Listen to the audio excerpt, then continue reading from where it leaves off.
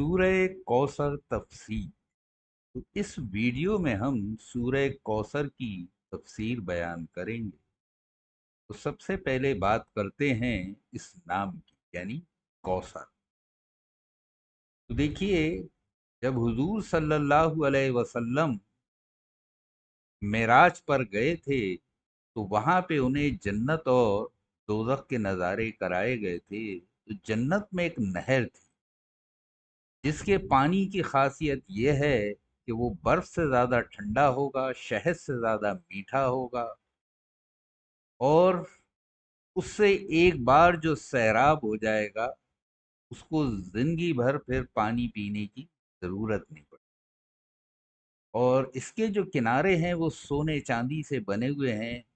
इसकी तली में कंकरियों की जगह हीरे जवाहरात बिछे हुए हैं। और इस सूरत की जो पहली आयत है, इन्ना आतईना कल कौसर, तो यहाँ पे ये लफ्ज़ कौसर आया है, इससे मुराद उसी नहर से है। तो इसी के नाम पे इस पूरी सूरत का नाम अल कौसर रखा गया।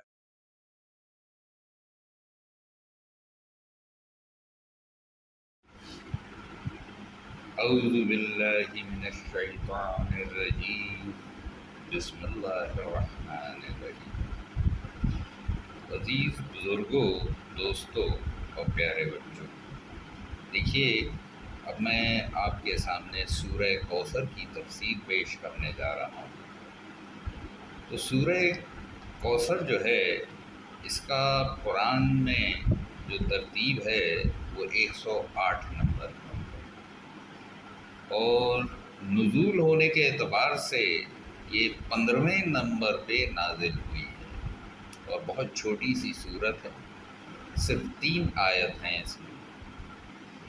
इन्ना तईना कल कौसर, ये पहली आयत है। फसल्ली लिरब्बिका वनहर, ये दूसरी। इन्ना शानिया का हुवल अब्तर, ये तीसरी आयत। तो जैसा कि पहली आयत में अल कौसर का ज़िक्र है, तो इसी नाम से ये सूरत भी है। तो सबसे पहले बात करेंगे ज़माने नुज़ूल की। तो कब ये नाजिल हुई? तो ये आयत जो है मक्की है, यानी हुजूर सल्लल्लाहु अलैहि वसल्लम का वो शुरू का दौर, जब आप सबसे ज़्यादा परेशानी और तकलीफ़ों से गुज़र रहे थे, ये उस ज़माने में नाजिल हुई थी। जैसा कि मैंने सूरह लहब के तफसीर में भी बताया था कि हुजूर सल्लल्लाहु अलैहि वसल्लम का सगा चचा अबू लहब जो है, उनका सबसे बड़ा दुश्मन था। उसके अलावा और भी अरब के या मक्के के सरदार जो हैं, बड़े बड़े सरदार, वो सब हुजूर सल्लल्लाहु अलैहि वसल्लम के ख़िलाफ़ थे। वो नहीं चाहते थे कि हुजूर सल्लल्लाहु अलैहि वसल्लम उनको उनके बुतों को पूजने के दस्तूर से रोकें। न वो चाहते थे कि उनके बुतों को वो कुछ भी कहें, उनकी इबादत से मना करें, एक अल्लाह की बात करें, ये सब उन लोगों को पसंद नहीं था। इसीलिए तरह तरह की तकलीफ़ें देते थे। हद ये है कि हुजूर सल्लल्लाहु अलैहि वसल्लम के 2 बेटों का इंतकाल शुरू में ही बहुत कम उम्र में हो गया था। तो जैसा मैंने सूरह लहब में भी बताया था कि कासिम साहब और अब्दुल्ला दोनों का ही इंतकाल बचपन में हो गया था। पहले कासिम साहब का इंतकाल हुआ था और फिर अब्दुल्ला साहब का। दोनों ही बचपन में, बहुत छोटी उम्र में उनका इंतकाल हो गया था। तो जब उनका इंतकाल हुआ तो कई सरदार ऐसे थे जिन्होंने बड़ा जश्न मनाया, बहुत खुशी जाहिर की कि हुजूर सल्लल्लाहु अलैहि वसल्लम जो हैं, उनके कौल के मुताबिक वो नरीन औलाद से महरूम हो गए। یعنی ان کے کوئی مرد اولاد جو ہے وہ نہیں رہی، اس کا انہوں نے بڑا جشن منایا۔ تو عرب میں اس زمانے میں یہ بڑی بات جو ہے اہمیت رکھتی تھی کہ آپ کے مرد اولادیں یعنی بیٹے ہیں یا نہیں، چونکہ ان لوگوں کا یہ ماننا تھا کہ بیٹوں سے ہی خاندان چلتا ہے اور بیٹے ہی آگے نسل چلاتے ہیں۔ تو بیٹوں کا انتقال ہو جانے سے لوگوں کا خیال یہ تھا کہ اب تو یہ ان کی نسل ختم ہو گئی۔ تو اسی صورت میں تیسری جو آیت ہے اس میں ابتر کا ذکر آیا ہے۔ ابتر کا مطلب ہوتا ہے جڑ کٹا۔ تو وہ لوگ حضور صلی اللہ علیہ وسلم کو ابتر کہتے تھے، یعنی جڑ کٹا، کیونکہ ان کے کوئی بیٹا نہیں رہا تھا۔ تو اس طرح کے طعنے عاص بن وائل اور ابو لہب جیسے بڑے بڑے سردار اس طرح کی باتیں کیا کرتے تھے کہ ان کی تو بات ہی مت کرو، یہ تو اب بیکار ہو گئے، کچھ دن کی بات ہے، ان کے بعد ان کا کوئی نام لیوا نہیں رہے گا اور ان کا تو قصہ ختم ہو گیا، یہ ان کی سوچ تھی۔ تو حضور صلی اللہ علیہ وسلم کا رویہ جو ہے پھر بھی وہی تھا، وہ اللہ کی عبادت میں اور اللہ کی دین کی دعوت میں لگے ہوئے تھے اور صبر اور استقلال سے کام کر رہے تھے۔ تو اللہ نے پھر بھی اس صورت کو نازل کیا ان کے اوپر اور حضور صلی اللہ علیہ وسلم کو اطمینان دلایا کہ انا اعطیناک کل کوثر، یعنی تمہیں نہر کوثر جو ہے وہ دے دی گئی ہے۔ اس میں خالی اس کا یہی مطلب نہیں ہے کہ وہ نہر دے دی گئی، بلکہ یہ ایک اعلان تھا اللہ کی طرف سے کہ تم غم مت کرو، یہ لوگ جو کہہ رہے ہیں انہیں کہنے دو، غالب تم ہی رہو گے، تم اپنے کام میں ڈٹے رہو اور فتح ہمیشہ آپ کی ہوگی۔ تو یہ اطمینان دلایا گیا ہے، اور اس کا دوسرا مطلب وہ بھی ہے کہ سورہ کوثر جو ہے آپ کو اور آپ کی امت کو دے دی گئی ہے، تو ایک بہت بڑی خوشخبری تھی۔ تو اس طرح سے یہ پتہ چلتا ہے کہ یہ بالکل وہ شروع کا دور ہے۔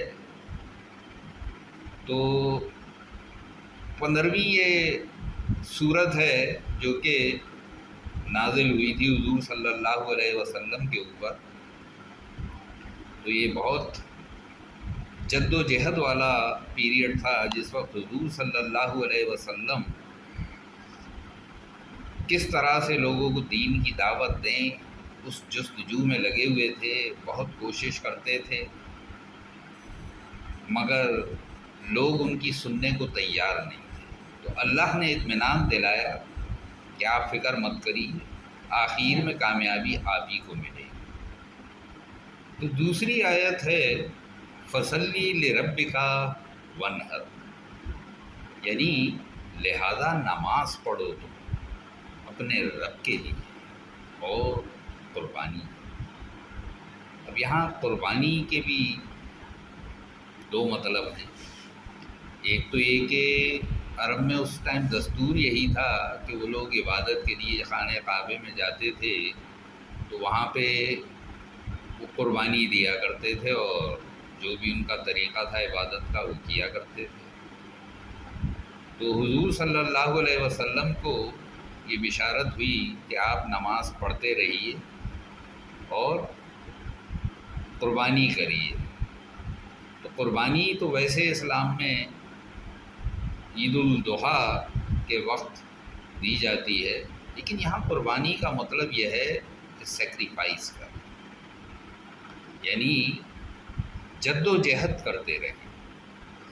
تو دھڑس بندھایا گیا ہے کہ آپ اپنی ہمت نہ ہاریں، آپ تو بس اللہ کو یاد کرتے رہیے اور اپنے کام میں لگے رہیے۔ دین کی جو دعوت ہے اس میں جو بھی پریشانی آ رہی ہوں اس کی فکر مت کریں، اور بس کوشش کرتے رہیں۔ تیسری آیت ہے اِنَّ شَانِئَکَ هُوَ الْأَبْتَرُ، یقیناً جو دشمن ہے تمہارا وہی ہوگا بے نام و نشان۔ تو چونکہ وہ لوگ ابھی جیسے میں نے بتایا کہ انہیں ابتر کہتے تھے، یعنی جڑ کٹا، یعنی جس کا نام و نشان مٹ گیا ہو، تو اللہ کی طرف سے یہ تسلی دی گئی کہ آپ فکر مت کریے، آپ کا نام جو ہے وہ دنیا میں ہمیشہ رہے گا، اور یہ لوگ نیست و نابود ہو جائیں گے، ان کا کوئی نام لیوا نہ رہے گا۔ اور ہوا بھی وہی تھا۔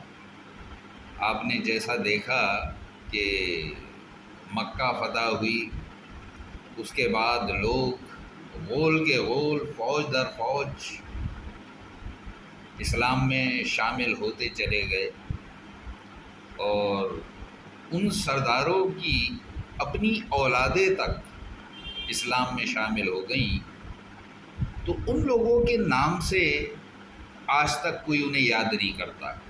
خالی حضور صلی اللہ علیہ وسلم کی دشمنی میں ضرور ان کو لوگ یاد کرتے ہیں ایک برے کے طور سے، لیکن کسی اچھائی میں آج تک ان کو کوئی نام نہیں لیتا، اور نہ ان کا کوئی کنبے کا پتہ ہے کہ کون سا ان کا کنبہ تھا اور وہ لوگ کہاں گئے۔ ان کے بچوں کا بھی کہیں سے حسب نسب اب نہیں ملتا۔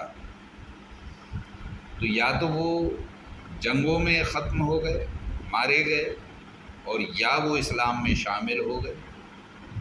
تو ظاہر ہے کہ جب اسلام میں شامل ہو گئے تو ان کی نسل تو اس سے نہیں چلے گی پھر۔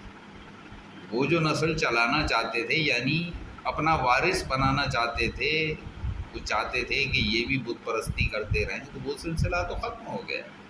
یعنی ان کی یہ سب سے بڑی شکست تھی کہ جس طریقے سے وہ لوگ اپنی اولادوں کو چلانا چاہتے تھے وہ اس پہ نہیں چلے، یا تو وہ ختم ہو گئے، اور یا انہوں نے اپنے والدین کا، اپنے بزرگوں کا راستہ چھوڑ دیا، بت پرستی کو چھوڑ دیا۔ تو اصلی فتح کس کی ہوئی؟ ایمان کی ہوئی، اسلام کی ہوئی، حضور صلی اللہ علیہ وسلم کی ہوئی، اللہ کی ہوئی۔ تو اس طرح سے یہ صاف ظاہر ہے کہ جو اس میں کہا گیا ہے کہ وہ لوگ بے نام و نشاں ہوں گے، وہ صحیح ہو گیا۔ وہ حضور صلی اللہ علیہ وسلم کو ابتر کہتے تھے، لیکن وہ سب خود ابتر ہو گئے، یعنی ان کی اولادیں جو ہیں ان کے کسی کام نہیں آئیں۔ جیسا کہ سورہ لہب میں بھی میں نے بتایا تھا کہ ابو لہب کے اپنے بیٹے جو 2 بچے تھے وہ بھی ایمان لے آئے تھے، ان کی ایک بیٹی ایمان لے آئی تھی، اور وہ سب اسلام میں شامل ہو گئے تھے۔ تو یہ ابو لہب کی بہت بڑی ہار تھی۔ اس نے ساری زندگی اپنی آخری وقت تک کوشش کی، حضور سے عداوت کی، اور چاہا کہ میں روک دوں مگر نہیں روک سکا۔ تو اسی لیے اس صورت میں حضور صلی اللہ علیہ وسلم کو تسلی دلائی گئی تھی، ان کو اس بات کی انفارمیشن دی گئی تھی کہ آپ کو سورہ کوثر دے دی گئی ہے، اور دوسرے مطلب کیا تھا کہ آپ کو کامیابی کی خبر دی جا رہی ہے، یعنی آنے والے وقت میں کامیابی آپ کو ملے گی، ان لوگوں کو نہیں جو آپ کے لیے بیہودہ باتیں کرتے ہیں، غلط سلط باتیں کرتے ہیں، وہ سب نیست و نابود ہو جائیں گے۔ انشاءاللہ آپ کی امت جو ہے وہ کامیاب ہوگی، اور وہ ہمیشہ رہے گی۔ اللہ حافظ۔ صبر Islamic foundation.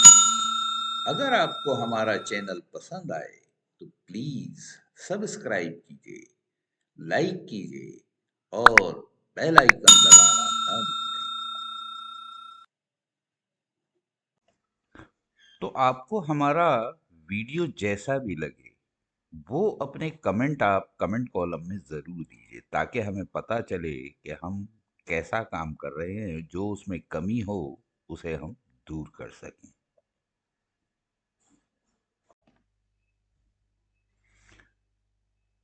Please visit our channel again. बराहे करम हमारे चैनल पर दोबारा आएं। कृपा करके हमारे चैनल पर फिर पधारें।